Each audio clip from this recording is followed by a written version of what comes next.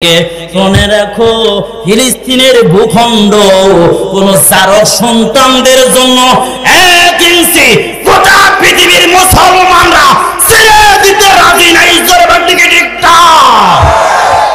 আবার যদি ডাক আসে, সুযোগ যদি হয়, বাংলাদেশ সরকার যাওয়ার যদি পারমিশন দেয়, যাওয়ার যদি সুযোগ হয়, ওই বাইতুল আকসাকে হেফাজত করার জন্য, রক্ষা করার জন্য বুকের তাজা রক্ত দিয়া কে কে যাইতে রাজি আছো? হাত তুলে দেখাও।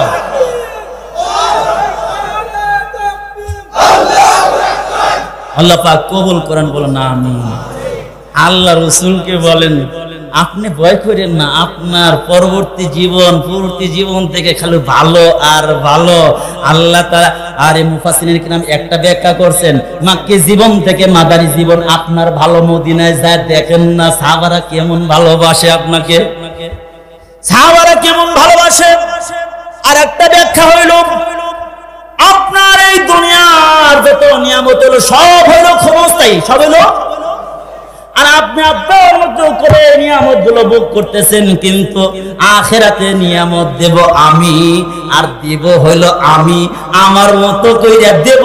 আর যে নিয়ামত শুরু হইবে কোনদিন শেষ হবে, শুরু হইবে শেষ হবে না।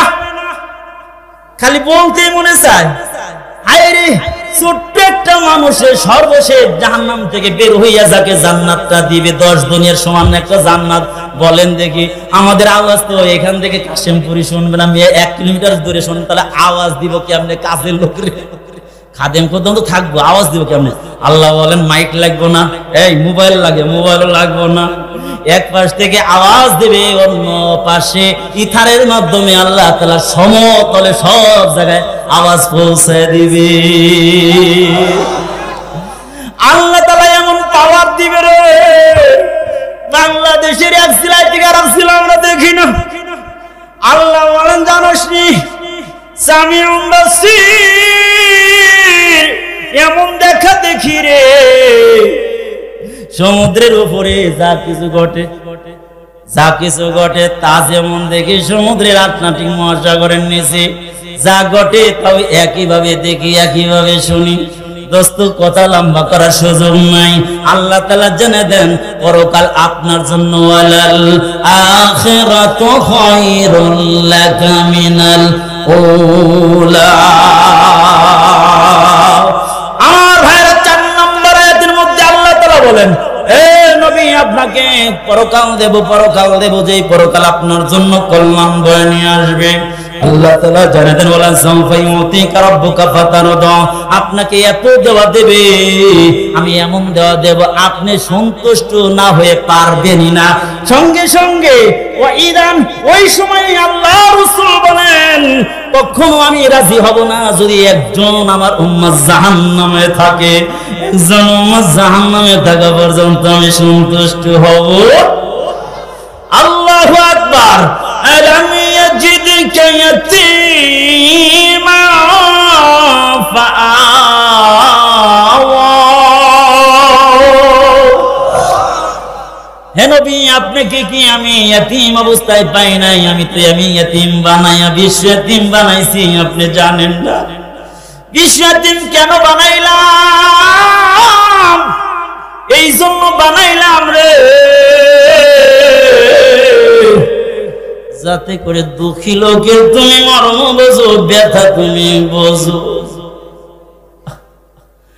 আমরা তো জানি, আমরা অনেকেই বলি ইয়াতীমরা খারাপ হয়, এই খারাপের দায়ী হইলাম আমি।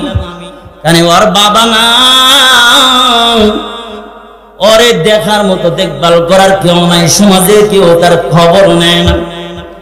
এই জন্য অযত্নে বাচ্চাটা অবহেলায় লালিত পালিত হইয়া বড় হয়ে গড়ে ওঠে। সমাজের মধ্যে এই বাবা বেঙ্গল লাফালাফি শিখাও, এই লাফালাফি শিক্ষা ওই বাচ্চাও দেখে লাফায়। এখন বলো, লাফাইলে ন্যাংটা হয়ে লাফাইলে বাচ্চার কি আর দোষ? এখন স্যারদের কি আর ম্যাডামদের কি লাফানো আরম্ভ করছো? আমার মনে হয় এই জন্য খেলোয়াড় আর নর্তকী, রাস্তার গায়িকা নায়িকাদেরকে নমিশন দেওয়া হয়েছে। এদেরকে দিয়ে মনে হয় গোটা বাংলাদেশের লাফালাফি মানাইতে চায়।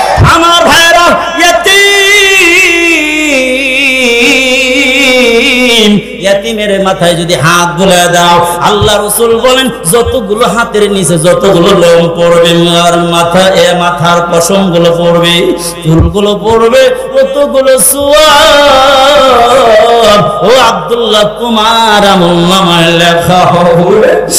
এক আল্লাহর বান্দা ফাসিক, বান্দা মদ খাইয়া বা সেবন করে মান্দা, তেমন আমল ভালো না।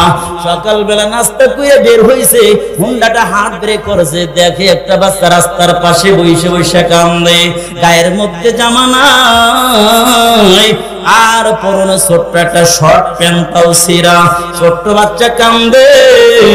হুন্ডার থেকে নাইমা এটা ছোট্ট বাচ্চাকে আদর করে বলে, বাবা তুমি কাঁদো কেন?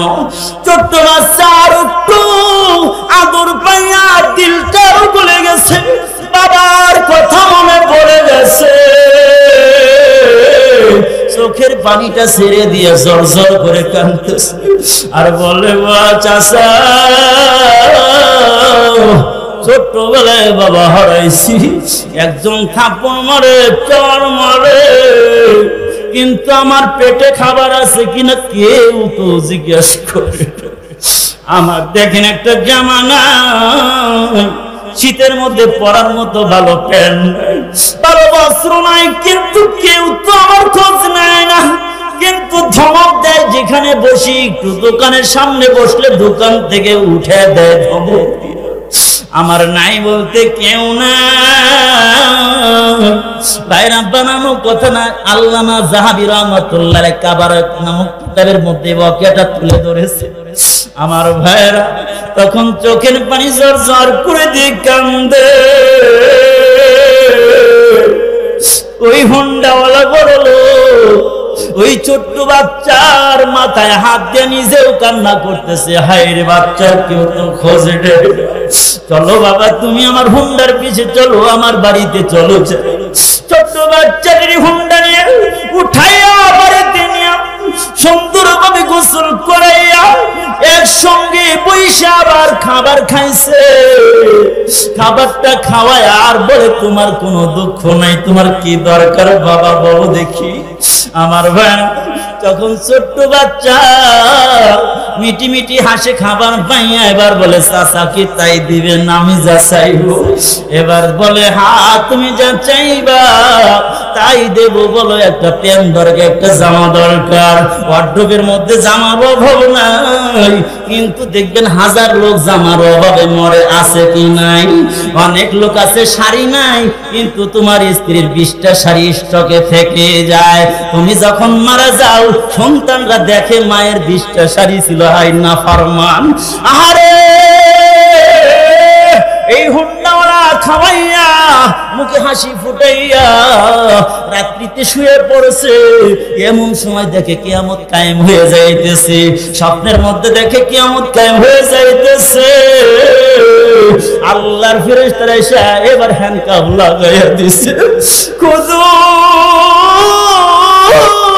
ফাগুল্লুহু সুম্মাল জাহিমা সাল্লুহু। এই ধর ধর ধর ধর ধর না ফরমানে ধর, টাইনা টাইনা নিয়ে যাচ্ছি। এমন সময় দোস্ত এই ছোট্ট নাবালেক মাসুম বেগুনা বাচ্চা এসে বলে কারে নিয়ে যাইতেছে জাহান্নামে, কারে নিয়ে যাইতেছে জাহান্নামে। নাফরমানে ধরে নিয়ে যেতে, এবার বললে এই লোকটারে নিও না নিও না। ফেরেশতারা বলতেছে না না না, কথা শোনা যাবে না।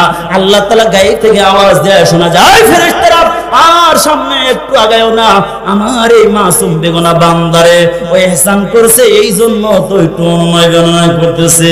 এই মাসুম বেগুনা বাচ্চারা আমি দোয়া আর দরখাস্ত কবুল করলাম, ওরে জাহান্নামে দিও না।